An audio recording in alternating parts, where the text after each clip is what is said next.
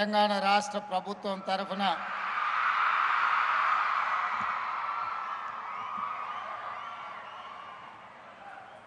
వెనుకబడిన తరగతుల సంక్షేమ శాఖ ఆధ్వర్యంలో మాజీ మంత్రివర్యులు ఖైరతాబాద్ శాసనసభ్యులు మిత్రులు దానం నాగేందర్ గారి సభాధ్యక్షతన శ్రీ మహాత్మా జ్యోతిబా పూలే మరియు శ్రీమతి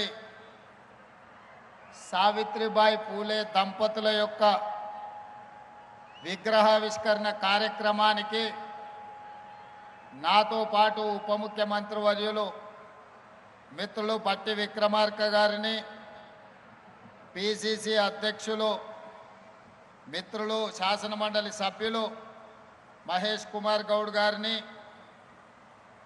హైదరాబాద్ ఇన్ఛార్జ్ మంత్రివర్యులు మిత్రులు పొన్నం ప్రభాకర్ గారిని, సహచర మంత్రివర్గ సభ్యులు దుద్దిల్ల శ్రీధర్ బాబు గారిని, సోదరిమణి మంత్రివర్యులు కొండా సురేఖ గారిని, మరో సహచర మంత్రివర్గ సభ్యులు వాకిటి శ్రీహరి గారిని, మరో సహచర మంత్రివర్గ సభ్యులు మహమ్మద్ అజారుద్దీన్ గారిని, ప్రభుత్వ ప్రత్యేక సలహాదారులు పెద్దలు మాజీ పార్లమెంట్ సభ్యులు మాజీ పిసిసి అధ్యక్షులు కె కేశవరావు గారిని, మరో ప్రభుత్వ ప్రత్యేక సలహాదారులు మాజీ పిసిసి అధ్యక్షులు వి హనుమంతరావు గారిని, బలహీన వర్గాల నాయకుడు 5 దశాబ్దాలు మీకోసమే కొట్లాడిన రాజ్యసభ సభ్యులు మిత్రులు ఆర్ కృష్ణయ్య గారిని, అదేవిధంగా మరో రాజ్యసభ సభ్యులు యువమిత్రులు అనిల్ కుమార్ యాదవ్ గారిని, అదేవిధంగా పార్లమెంట్ సభ్యులు సురేష్ షెట్కర్ గారిని, ఆది శ్రీనివాస్ గారిని, నవీన్ యాదవ్ గారిని, మిత్రులు రాజ్ ఠాకూర్ గారిని, అదేవిధంగా శాసనసభ్యులు ఈర్లపల్లి శంకర్ గారిని, మరో శాసనసభ్యులు మిత్రులు ప్రకాష్ గౌడ్ గారిని, అదేవిధంగా శాసనసభ్యులు మందుల సామ్యుల్ గారిని, మహిళా కమిషన్ చైర్పర్సన్ మాజీ మేయర్ గద్వాల విజయలక్ష్మి గారిని, బీసీ కమిషన్ చైర్మన్ పెద్దలు నిరంజన్ గారిని, అదేవిధంగా మాజీ పార్లమెంట్ సభ్యులు సోదరులు అంజన్ కుమార్ యాదవ్ గారిని, మరో మిత్రుడు బలహీన వర్గాల గొంతుగా జాజుల శ్రీనివాస్ గౌడ్ గారిని, వివిధ కార్పొరేషన్ల చైర్మన్లను, బలహీన వర్గాల సంఘాలకు సంబంధించిన చాలామంది నాయకులను, ప్రాణ సమానులైన యువమిత్రులు తమ్ముళ్ళు చెల్లెళ్ళు వేలాదిగా హాజరయ్యి ఆదర్శ పురుషుడైన జ్యోతిబా పూలే దంపతుల యొక్క విగ్రహావిష్కరణ కార్యక్రమాన్ని ఒక పండుగ వాతావరణంలో నిర్వహించినందుకు మనస్ఫూర్తిగా అభినందనలు తెలియజేస్తున్నా. మిత్రులారా, చాలా సందర్భాలలో చాలా ప్రదేశాలలో డాక్టర్ బాబాసాహెబ్ అంబేద్కర్ గారి విగ్రహాన్ని లేదా మహాత్మా గాంధీ గారి విగ్రహాన్ని లేదా జ్యోతిబా పూలే విగ్రహాన్ని లేదా శ్రీమతి ఇందిరాగాంధీ రాజీవ్ గాంధీ గారి విగ్రహాలను ఈ రాష్ట్రంలో ఈ దేశంలో ఎక్కడికి వెళ్ళినా మనం చూస్తూ ఉంటాం. చాలామంది ఈ విగ్రహాల దగ్గరికి జయంతి వర్ధంతుల సందర్భంగా వారిని స్మరించుకోవడానికి, వారు చేసిన గొప్పతనాలను మాట్లాడుకోవడానికి మనం వేదికలుగా చూస్తూ ఉంటాం, వేదికలుగా మనం ఉపయోగిస్తూ ఉంటాం. కానీ మిత్రులారా, ఇక్కడున్న యువ మిత్రులు ముఖ్యంగా మా చదువుకుంటున్న తమ్ముళ్ళు చెల్లెళ్ళు ఈనాడు స్ఫూర్తిగా తీసుకోవలసింది, ఎక్కడైతే ప్రజా కూడలి ఉందో అది గ్రామంలో కావచ్చు, పట్టణంలో కావచ్చు, నగరంలో కావచ్చు, లేదా ఈరోజు హైదరాబాదు నగర నడిబొడ్డున నక్లెస్ రోడ్డులో కావచ్చు, ఒక పక్కన అంబేద్కర్ మరొక పక్కన జ్యోతిబా పూలే, చౌరస్తాలో శ్రీమతి ఇందిరాగాంధీ గారు, ఆ పక్కన పివి నరసింహారావు గారి విగ్రహాలను మనం ఆవిష్కరించుకున్నాం. ఈ విగ్రహాలు అన్నీ వర్ధంతులు జయంతులు జరుపుకోవడానికే కాదు, మనం ఈ ప్రాంతం గుండా ఎప్పుడు ప్రయాణించినా ఈ గొప్ప వ్యక్తుల యొక్క త్యాగాలను వారి యొక్క స్ఫూర్తిని పొంది ఆ స్ఫూర్తితో మనం విద్యలో రాణించాలి, సామాజిక చైతన్యంతో వ్యవహరించాలి, సమాజ అభివృద్ధి కోసం పాటుపడడానికి వీళ్ళ స్ఫూర్తిని తీసుకోవడానికి ఈనాడు ఇక్కడ వీళ్ళ విగ్రహావిష్కరణలు మనం ఏర్పాటు చేసుకోవడం జరిగింది. మిత్రులారా, ఈరోజు నక్లెస్ రోడ్ చౌరస్తా ఒక అద్భుతమైన చౌరస్తా.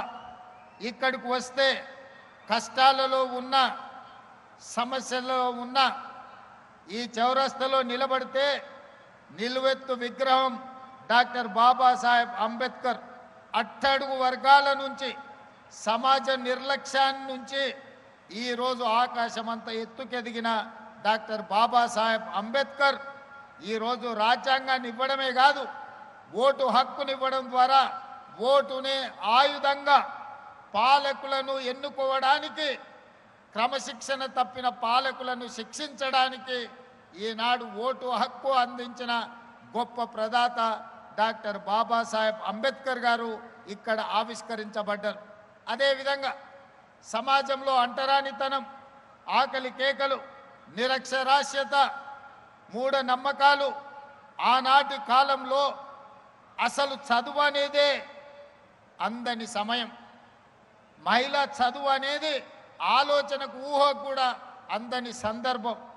150-160 సంవత్సరాల క్రితం ఆనాడు జ్యోతిబా పూలే మనలో చైతన్యం రావాలి అనంటే, మన బతుకులు బాగుపడాలి, మన తలరాత మారాలి అంటే చదువు ఒక్కటే ఆయుధంగా మారాలి. చదువుకున్న వాడు ఆదర్శ పురుషుడుగా రాణిస్తాడు, ఆదర్శ మహిళగా రాణిస్తారని గుర్తించి 150-160 సంవత్సరాల క్రితం తను చదువుకోవడమే కాదు, తన సతీమణిని కూడా చదివించడం ద్వారా మహిళకు చదువు ఎంత ముఖ్యమో జ్యోతిబా పూలే మనకు ఒక ఆదర్శప్రాయుడుగా నిలబడ్డాడు. 136 సంవత్సరాల క్రితం మరణించిన ఈనాడు కూడా ఈ తరం మనం వారిని ఆదర్శ పురుషుడిగా భావిస్తున్నామంటే సమాజంలో వారు తీసుకొచ్చిన సామాజిక విప్లవాన్ని ఈరోజు మనం గుర్తు చేసుకుంటున్నామంటే ఆయన ఆలోచన ఎంత ముందస్తుగా, ఎంత గొప్పగా వారు ఆలోచన చేసిండ్రో ఇవాళ మనం అర్థం చేసుకోవాల్సిన అవసరం ఉన్నది. అందుకే మిత్రులారా, ఆనాడు జ్యోతిబా పూలే చెప్పిందే 136 సంవత్సరాల తర్వాత ఈరోజు ప్రజాపాలనలో ఇందిరమ్మ రాజ్యంలో మేము అదే విధానాన్ని, అదే ఆలోచనని ఈరోజు కొనసాగిస్తున్నాం. నేను పలు సందర్భాలలో ఇక్కడున్న మా యువకులకు తెలుసు, చదువు ఒక్కటే మన తలరాతను మారుస్తుంది, చదువు ఒక్కటే మన ఆత్మగౌరవాన్ని నిలబెడుతుంది, చదువు ఒక్కటే సమాజంలో మనకు గుర్తింపునిస్తుంది. మన చదువే మన తల్లిదండ్రులను మన గ్రామంలో, మన పట్టణంలో, మన రాష్ట్రంలో తలెత్తుకొని నిలబడే విధంగా మన తల్లిదండ్రుల గౌరవం పెరుగుతుందని నేను పదే పదే ఈరోజు చెబుతున్నా.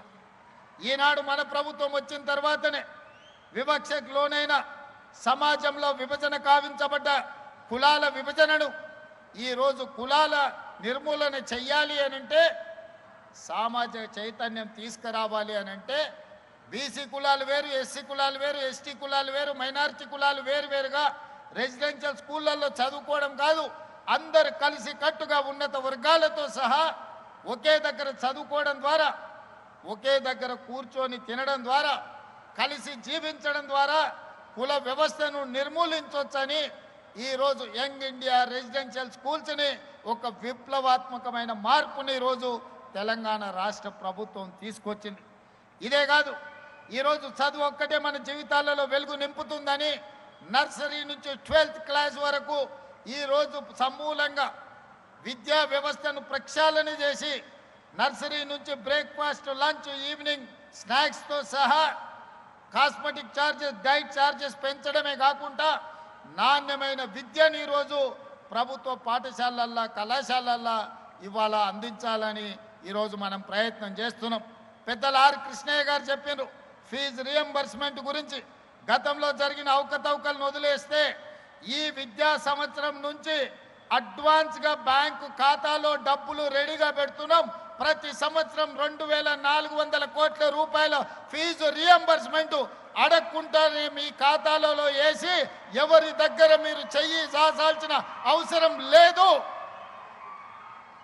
పారదర్శకంగా ప్రక్షాళనతో ఈరోజు మీ ఫీజు రియంబర్స్మెంట్ను అమలు చేయడానికి ఈ ప్రభుత్వం నిర్ణయం తీసుకున్నది. ప్రతి సంవత్సరం ఆర్ కృష్ణయ్య గారికి, మా జాజుల శ్రీనివాస్ గారికి విజ్ఞప్తి చేస్తున్నా, ప్రతి సంవత్సరం 2300 కోట్ల రూపాయల ఫీజు రియంబర్స్మెంట్ అడ్వాన్స్గా బ్యాంకు ఖాతాలో పెట్టి విద్యార్థుల ఖాతాలోకి నగదులు బదిలీ చేసే విధంగా ఈరోజు సమూలమైన ప్రక్షాళన తీసుకొచ్చి బ్యాంకులో మా పట్టి గారు ఈ అకాడమిక్ ఇయర్కు సంబంధించిన 250 కోట్లు అడ్వాన్స్గా ఈరోజు ఖాతాలో పెట్టిండు. పిల్లలు కాలేజీల అడ్మిషన్లు వచ్చినెంబడే మీరు ఆన్లైన్లో అప్లై చేసుకోండి. విత్ ఇన్ ఏ మంత్ మీ ఖాతాలో మీ ఫీజు పడుతుంది. ఎవరు కలత చెందాల్సిన, ఎవరు చింతించాల్సిన అవసరం లేదు. ఎవరి దగ్గరికి మీరు వెళ్ళాల్సిన అవసరం లేదు. ఇక భవిష్యత్తులో ఏ కాలేజ్ కూడా మీరు ఫీజులు కట్టలేదని మీ సర్టిఫికెట్లు ఇవ్వమనే అవకాశం ఏ యాజమాన్యానికి ఇవ్వము. ఈ సంవత్సరం నుంచి ప్రతి రూపాయి అడగకంటే ముందే మీ ఖాతాలో వేస్తాం. మీ ఫీజు రియంబర్స్మెంట్ను సంపూర్ణంగా అందిస్తామని చెప్పి తెలంగాణ రాష్ట్ర ముఖ్యమంత్రిగా మీకు విజ్ఞప్తి చేస్తున్నా. మిత్రులారా, నా సూచన ఒక్కటే, నా యువ మిత్రులతో నా ఆలోచన పంచుకునేది ఒక్కటే. ఒకప్పుడు ఇంజనీరింగ్ సర్టిఫికెట్ ఉంటే ఉద్యోగం వచ్చేది. ఒకప్పుడు డాక్టర్ సర్టిఫికెట్ ఉంటే మిమ్మల్ని పిలిచి పిల్లనిచ్చేటోళ్ళు, పిలిచి ఉద్యోగం ఇచ్చేటోళ్ళు. కానీ ఇవాళ డాక్టర్, ఇంజనీరింగ్ సర్టిఫికెట్ ఉంటే సరిపోవడం లేదు. మీ చదువులో నాణ్యం ఉందా, మీరు బాగా చదువుకున్నారా, మీరు ర్యాంక్ స్టూడెంట్సా కాదా, మీకు స్కిల్ ఉన్నదా లేదా అని ఈరోజు ప్రశ్నించే పరిస్థితి వచ్చింది. అందుకే నేను స్పష్టంగా చెప్పిన, నర్సరీ నుంచి 12th వరకు ఎడ్యుకేషన్, 12th పైన స్కిల్ నేర్పాలి అని. సాంకేతిక నైపుణ్యం ఉన్న వాళ్ళకి ఈ ప్రపంచం ఎర్ర తివాచితో స్వాగతం పలుకుతుంది. కేవలం సర్టిఫికెటే ఉంటే ఉద్యోగం వస్తుందో రాదో నేను చెప్పలేను. అందుకే మీరు భాషా పరిజ్ఞానమైన, విద్యకు సంబంధించిన అవగాహన అయినా, నర్సరీ నుంచి 12th క్లాస్ వరకు మీరు విద్య నేర్చుకోండి.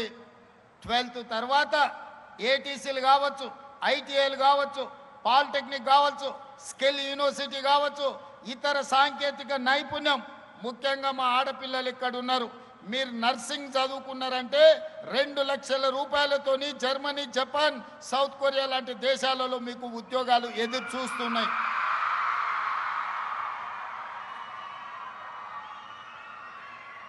డాక్టర్లు, లాయర్లు, ఇంజనీర్లతో పాటు సాంకేతిక నైపుణ్యాన్ని నేర్చుకోండి. ఐఏఎస్లు, ఐపీఎస్లతో పాటు సాంకేతిక నైపుణ్యం నేర్చుకోండి. ఈరోజు మన ప్రభుత్వం సాంకేతిక నైపుణ్యం కోసం సంపూర్ణమైన అవగాహనతో ముందుకు వెళ్తున్నది. ఒకప్పుడు ఇంజనీరింగ్ చదువుకుంటే, ముఖ్యంగా కంప్యూటర్ సైన్స్ చదువుకుంటే మీకు అమెరికాలో ఉద్యోగం వచ్చేది. అమెరికా వెళ్తాడు, ఐటీ ఉద్యోగం వస్తుంది, డాలర్లు మాకు పంపిస్తారు, మా జీవితాలలో మార్పు వస్తుందని తల్లిదండ్రులు ఆశించరు. కానీ ఇవాళ ఆనాడు ఉద్యోగాలు వచ్చిన ఐటీ నిపుణులు కూడా ఉద్యోగాలు పోయి ఈరోజు వెనక్కి మళ్ళీ ఇంటికి వచ్చే పరిస్థితి వచ్చింది. ప్రధానంగా సాంకేతిక విప్లవం వచ్చింది. ఆర్టిఫిషియల్ ఇంటెలిజెన్స్ వల్ల ఇంజనీరింగ్ గ్రాడ్యుయేట్ ఐటీ నిపుణుల ఉద్యోగాలు కూడా పోయే పరిస్థితి వచ్చింది. మరి ఏ విధంగా ఈ సంక్షోభాన్ని ఎదుర్కోవాలో ఈరోజు మనం ఆలోచన చేయాల్సిన అవసరం ఉన్నది. అందుకే ప్రభుత్వం ముందస్తు ఆలోచన చేసి 2024లోనే టాటా సంస్థతో మాట్లాడి ఈరోజు అడ్వాన్స్ టెక్నాలజీ సెంటర్లను 119 నియోజకవర్గాల్లో 119 ఇన్స్టిట్యూట్స్ని ఈరోజు ప్రారంభించింది. ఏటీసీలో చేరితే ప్రతి స్టూడెంట్కు 2000 రూపాయలు స్టైఫండ్ ఇవ్వడం ద్వారా మీ తొవ్వ ఖర్చులకు, మీ చేతి ఖర్చులకు, మీ తల్లిదండ్రుల మీద ఆధారపడకుండా బట్టి విక్రమార్క గారే ఈరోజు మీకు నగదు ఇస్తున్నాడు. ఉచితంగా చదువు చెప్పడమే కాదు, సాంకేతిక నైపుణ్యం నేర్పడమే కాదు, జర్మన్, జపానీస్ లాంగ్వేజ్ నేర్పించడమే కాదు, ఇంగ్లీష్తో పాటు ఈరోజు విద్యతో పాటు సాంకేతిక నైపుణ్యాన్ని నేర్పిస్తున్నాం. అందుకే డాక్టర్లు, లాయర్లు, ఇంజనీర్లతో పాటు సాంకేతిక నైపుణ్యం నేర్చుకోవడానికి ఈరోజు మీరు సంసిద్ధులు కండి. ఒకప్పుడు చదువులు పోటీ తక్కువ ఉన్నప్పుడు సర్టిఫికెట్ ఉంటే ఉద్యోగం వచ్చేది. ఇవాళ పరిస్థితి లేదు. మొన్న మేము గ్రూప్ 1 ఉద్యోగాలు 562 మందిని నియమిస్తే 60% బలహీన వర్గాలకు ఉద్యోగాలు వచ్చినాయి. ఉన్న రిజర్వేషన్ 42% మేము ఇస్తామంటే 60% గ్రూప్ 1 ఆఫీసర్లు ఈరోజు బీసీలో పిల్లలు సెలెక్ట్ అయినరు. లక్షలాది మంది కాంపిటేటివ్ ఎగ్జామ్స్ రాసిండ్రు. చదువులో పోటీ పెరిగింది. ఒకప్పుడు నేను చదువుకునేటప్పుడు, పెద్దలు కేశవరావు గారు చదువుకునేటప్పుడు అయితే మనం పుట్టనే లేదు. మా అప్పుడు ఫస్ట్ క్లాస్ వస్తే జిల్లా జిల్లా గుర్తుపట్టేది. అరే ఆ పిల్లగాడు ఫస్ట్ క్లాస్ వచ్చిండా అని. ఏడికి పోయినా అతన్ని పెద్దగా చూసేటోళ్ళు. ఇవాళ ఫస్ట్ క్లాస్ కాదు, 100కి 100 మార్కులు వచ్చేటోళ్ళు 1,00,000 మంది వెళ్తారు. 10థ్లోనో ఇంటర్మీడియట్లోనో. ఈరోజు ఆయన ఫస్ట్ క్లాస్ ఇట్లా ఏళ్ళ మీద లెక్క పెట్టేటోళ్ళు పాస్ అయ్యేటోళ్ళు. సెకండ్ క్లాస్లో కొద్దిమంది. మాలాకొట్టోళ్ళం రిజల్ట్ చూడాలంటే థర్డ్ క్లాస్లో ఫస్ట్ మా హాల్ టికెట్ నెంబర్ ఎత్తుకునేది పాస్ అయినమా లేదా అని. కానీ ఇవాళ 100కి 100, 100కి 99 మార్కులు వచ్చేటోళ్ళే 90% పిల్లలు ఉన్నారు. చదువులు అంత పోటీ పెరిగింది. మరి అంత పోటీ పెరిగినప్పుడు ఉద్యోగాలలో పోటీ పెరగదా? మీ క్లాసులలో మీ మార్కులే చూసుకుంటారు కదా, నేను చెప్పాల్సిన పని లేదు. అసలు ఎవరైనా 35-40 మార్కులతో పాస్ అయ్యేటోళ్ళు ఈ కాలంలో ఎవరైనా ఉండరా? 90 పైనే సీటు రావాలంటే 100%, 99%, 98%లోనే మంచి కాలేజీలలో సీట్లు ఆగిపోతున్నాయి. మా జర్నలిస్టులు కూడా ఇడు వాళ్ళ పిల్లల చదువులు వాళ్ళకి తెలియదా ఎంత పరిస్థితి ఉందో? మరి ఇంత పోటీ ప్రపంచంలో అందరూ 100కి 100% తెచ్చుకోవాలంటే సాధ్యం కాకపోవచ్చు. కొందరు చదువు కంటే కూడా సాంకేతిక నైపుణ్యంలో రాణించే వాళ్ళు ఉంటారు. కొందరు క్రీడల్లో రాణించే వాళ్ళు ఉంటారు. ఆటల్లో మేటి ఉంటారు. మట్టిలో మాణిక్యాలు ఉంటారు. వాళ్ళు క్రీడల వైపు వచ్చినా, అందుకే యంగ్ ఇండియా స్పోర్ట్స్ యూనివర్సిటీ ద్వారా క్రీడలలో రాణించిన కోట్ల రూపాయల నగదు బహుమతే కాదు, ప్రభుత్వ ఉద్యోగాలు ఇస్తామని నిన్నగాక మొన్న గ్రూప్ 1లో నిఖత్ జరీన్ బాక్సింగ్ ఛాంపియన్కు డిఎస్పీ ఉద్యోగం ఇచ్చినాం. సిరాజుద్దీన్ క్రికెట్ ప్లేయర్కు ఉద్యోగం ఇచ్చినాం. ఒలింపిక్స్లో మెడల్ సాధించిన దీప్తి జువాంజీ వరంగల్లో గ్రూప్ 2 ఉద్యోగాలు ఇచ్చినాం.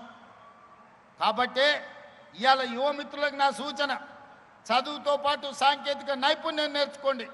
జర్మనీ, జపాన్, సౌత్ కొరియా పంపించే బాధ్యత రాష్ట్ర ప్రభుత్వం మీ రేవంత్ అన్న తీసుకుంటాడు. మిమ్మల్ని ఆ దేశాలకు పంపించి మీ తల్లిదండ్రులు మీ భవిష్యత్తు కోసం ఎంత బాధ్యతాయుతంగా వ్యవహరిస్తారో అంతే బాధ్యతతోని మీ భవిష్యత్తు కోసం నేను ప్రణాళికలు రచిస్తా. మీరు అద్భుతంగా రాణించండి. సాంకేతిక నైపుణ్యంలో జర్మన్, జపాన్, సౌత్ కొరియా లాంటి దేశాలలో మీకు ఉద్యోగాలు ఇప్పించే బాధ్యత నేను తీసుకుంటా. మీరు క్రీడల్లో రాణించండి. రాష్ట్ర స్థాయిలో మెడల్లు సాధించండి. దేశ స్థాయిలో దేశానికి గౌరవాన్ని తీసుకురండి. ఒలింపిక్స్లో మెడల్ తీసుకురండి. ప్రభుత్వ ఉద్యోగాలు ఇచ్చి నగదు నజరానాలు ఇచ్చే బాధ్యత మీరు రేవంత్ అన్న తీసుకుంటాడు. అది నాది జిమ్మేదారి. ఇవాళ చదువుకుంటేనే మన బతుకులు మారుతాయి. చదువుకుంటేనే మన తలరాత మారుతుంది. సాంకేతిక నైపుణ్యం ఉంటేనే ఉద్యోగ ఉపాధి అవకాశాలు వస్తాయి. అవకాశాలు అందిపుచ్చుకోవాలి. అవకాశాల కోసం పోటీ పడాలి. మన ప్రభుత్వం అమలు చేస్తున్న సంక్షేమం కావచ్చు, అభివృద్ధి కావచ్చు, సామాజిక చైతన్యంతో తీసుకుంటున్న విప్లవాత్మకమైన ప్రభుత్వ నిర్ణయాలు కావచ్చు. ఆనాడు 40 సంవత్సరాలు కృష్ణ మాదిగ ఎస్సీ కులాల వర్గీకరణ కోసం కొట్లాడాడు. మాదిగ ఉపకులాల కోసం దేశం మొత్తం పోరాటం చేశారు. 30-40 సంవత్సరాలు ఎవ్వరు అమలు చేయలే. ఈనాడు ధైర్యంగా గుండె మీద చేసుకొని తెలంగాణ రాష్ట్ర ముఖ్యమంత్రిగా దేశంలో మొట్టమొదటి రాష్ట్రంగా మాదిగ ఉపకులాల వర్గీకరణ చేసి ఈరోజు 30-40 మంది గ్రూప్ 1 అధికారులకు నియామక పత్రాలు అందించిన ప్రభుత్వం తెలంగాణ రాష్ట్ర ప్రభుత్వం. మాదిగ ఉపకులాల వర్గీకరణ చేయడం ద్వారా సమాజంలో ఉన్న సమస్యను పరిష్కరించడం. కులగణన ఈ దేశంలో గొర్రెలకు లెక్కుంది, బర్రెలకు లెక్కుంది, కోళ్ళకు లెక్కుంది, కుక్క పిల్లలకు లెక్కుంది, చాప పిల్లలకు కూడా లెక్కుంది. కానీ మా బలైన వర్గాలకు లెక్క లేదు. 100 సంవత్సరాల నుంచి ఎవరు లెక్కగట్టాలన్న ఆలోచన చేయలే. ఆలోచన చేసిన ధైర్యం చేయలేదు ఎవరు బలైన వర్గాలను లెక్కించడానికి. 1931లో బ్రిటిష్ రాజులు చేస్తే 100 ఏళ్ళే మళ్ళీ ఎవరు చేయలే. కానీ ఈనాడు మా మిత్రుడు మహేష్ కుమార్ గౌడ్ గారు, మా సోదరుడు బట్టి విక్రమార్క గారు, నేను కలిసి పొన్నం ప్రభాకర్ గారి అధ్యక్షతన ఈ దేశంలోనే మొట్టమొదటి రాష్ట్రం తెలంగాణ రాష్ట్రం జనగణన చేసి బలహీన వర్గాల లెక్క తేల్చి మీరు ఎంతమంది ఉన్నారో, మీరు ఎంత భాగస్వామ్యం మీకు ఇవ్వాలో లెక్కలు తేల్చి ఈరోజు కేంద్ర ప్రభుత్వానికి సవాలు విసిరిన ప్రభుత్వం ఈ తెలంగాణ రాష్ట్రంలో ఉంది. మీ రేవంత్ అన్నగా నేను మీకోసం చేసి పెట్టిన ఈరోజు ఫిబ్రవరి 2024 నాడు మొదలుపెట్టి ఫిబ్రవరి 2025 నాటికి సంవత్సరం తిరిగే లోపల లెక్కలు మొత్తం లెక్క పెట్టి ఫిబ్రవరి 4ను సామాజిక సోషల్ జస్టిస్ డేగా ఈరోజు తెలంగాణ రాష్ట్ర ప్రభుత్వం జరుపుకుంటుంది. సోదరులారా, వేదిక మీద ఉన్న మిత్రులందరికీ తెలుసు, జాజుల శ్రీనివాస్ గౌడ్ గారికి చాలా వివరంగా తెలుసు ఎన్ని ఒత్తిళ్ళు వచ్చినాయో, ఏ పరిస్థితుల్లో తప్పు జరగకుండా కోర్టుల ముందు నిరంజన్ గారు ఉన్నారు, ఇక్కడే బీసీ కమిషన్ చైర్పర్సన్, కోర్టులో పిటిషన్లు వేసినోళ్ళు, లిటిగేషన్లు పెట్టినోళ్ళు, ముందుకు వద్దన్నోళ్ళు, శాపనార్థాలు పెట్టినోళ్ళు, కులగణన జనగణనలో భాగస్వామ్యం చెయ్యనోళ్ళు, మాజీ ముఖ్యమంత్రి మాజీ మంత్రులు చేసిన వాళ్ళు ఈ జనగణ బీసీ కులగణలో పాల్గొనలే. వాళ్ళు లెక్కలకే రాలే. ఎందుకంటే లెక్క పెడితే వాళ్ళు ఎంతమంది ఉన్నారో తెలుస్తుంది, వాళ్ళకి ఎన్ని పదవులు ఇచ్చినారో తెలుస్తుందని లెక్కలోనే వాళ్ళు లైన్లో నిలబడలే. అయినా వాళ్ళు అసెంబ్లీలో వ్యతిరేకించిన చట్టపరంగా కమిషన్ నియమించి చట్టపరంగా అన్ని నిబంధనలు అమలు చేసి ఈరోజు దేశంలోనే మొట్టమొదటి రాష్ట్రంగా బలహీన వర్గాల లెక్కలు తేల్చిన రాష్ట్రం తెలంగాణ రాష్ట్రం. మనమే మొదటి రాష్ట్రం, మనమే చివరి రాష్ట్రం. ఇన్ని గొప్పలు చెప్పే ప్రధానమంత్రి గారికి గుజరాత్లో కూడా చెయ్యలేదు. ఈరోజు భారతదేశ జనాభా లెక్కలు కట్టాలి అనంటే కులగణన చెయ్యక తప్పని పరిస్థితి ప్రధానమంత్రికి కల్పించడం మా హనుమంతరావు గారు ఢిల్లీ స్థాయిలో కొట్లాడుతున్నాడు. ఢిల్లీలో ధర్నా జరిగినప్పుడు కూడా నేను అక్కడికి వెళ్ళా. వెనకటికి పెద్దోళ్ళు చెప్పారు ఏట్లేసినా లెక్కగట్టి వెయ్యాలని.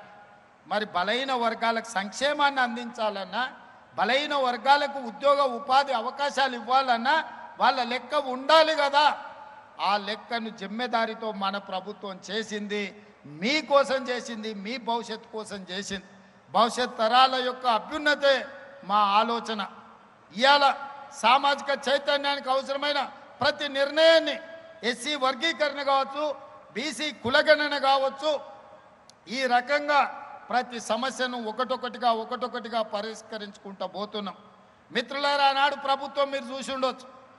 ఆనాటి ప్రభుత్వం నినాదం ఏంది? బర్రెలు గొర్రెలు పెంచుకోండి, చేపలు పట్టుకోండి, చెప్పులు గుట్టుకోండి అని చెప్పి బలహీన వర్గాలను దళితులకు కులవృత్తి చేసుకోండి అని చెప్పిండ్రు.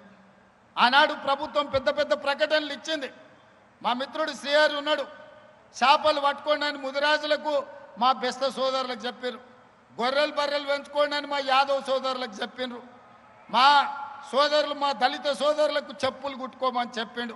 ఎందుకయ్యా అంటే మీరు గొర్రెలు బర్రెలు పెంచుకొని, మీరు చేపలు పట్టుకొని, మీరు చెప్పులు కుట్టుకుంటుంటే వాళ్ళ పిల్లలు మాత్రం రాజ్యాలు ఏలాలని వాళ్ళ ఆలోచన. మీరు చదువుకుంటే, మీరు డాక్టర్లు ఇంజనీర్లు అయితే, మీరు ఐఏఎస్లు ఐపీఎస్లు అయితే రాజ్యాధికారంలో మీరు భాగం అడుగుతారు. కాబట్టి మీరు చదువుకోవద్దన్న ఆలోచనతోని గొర్రెలు బర్రెలు చేపలు చెప్పులు కుట్టుకోండి అని ఆనాటి పాలకులు చెప్తే మీ సోదరుడు రేవంత్ అన్న చెప్పిండు. మన ముత్తాతల నుంచి అదే పని చేసి, మన తాతలు అదే చేసి, మన తల్లిదండ్రులు కూడా చెప్పులు కుట్టో గొర్రెలు బర్రెలను కాసుకోనో మనల్ని బడికి పంపించారు చదువుకోమని. ఇప్పుడు కూడా మన తరం చెప్పులు కుట్టుకోవాల్సిందేనా? ఇప్పుడు కూడా గొర్రెలు బర్రెలను పెంచుకోవాల్సిందేనా? చేప పిల్లల్ని పట్టుకోవాల్సిందేనా? మనలో మార్పు రావద్దా? ఈ సమాజంలో మనం డాక్టర్లు కావద్దా? ఈ సమాజంలో లాయర్లు ఇంజనీర్లు కావద్దా? ఈ సమాజంలో ఐఏఎస్లు ఐపీఎస్లు కావద్దా? ఈ సమాజంలో ఎమ్మెల్యేలు ఎంపీలై మంత్రులై ఈ దేశ పరిపాలనలో భాగస్వాములు మీరు కావద్దా?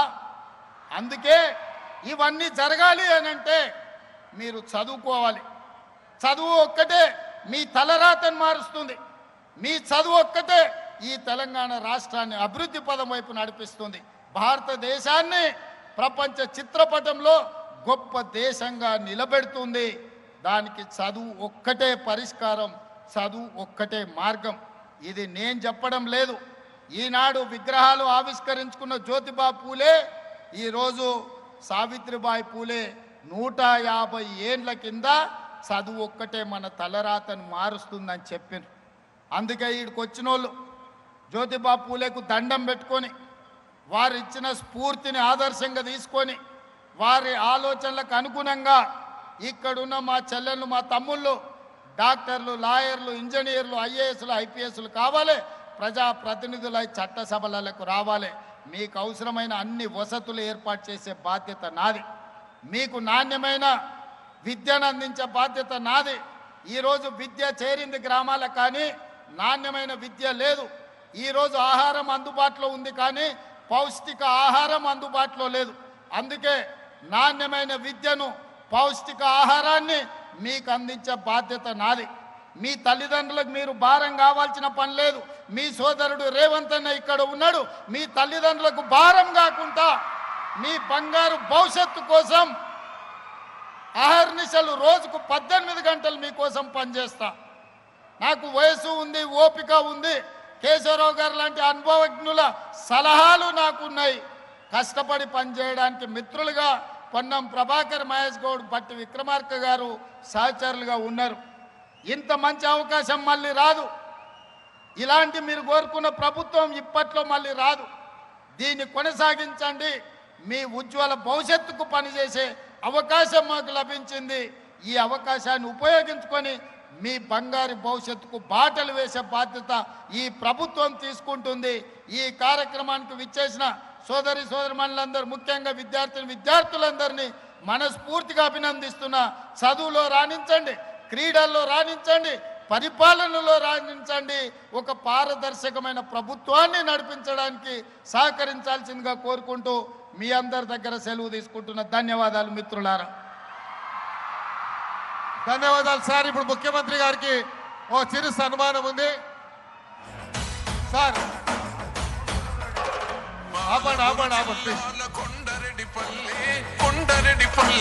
కొండరెడ్డిపల్లెలో కొన్నదొక తల్లి పాలమూరు జిల్లాలో కొండరెడ్డిపల్లె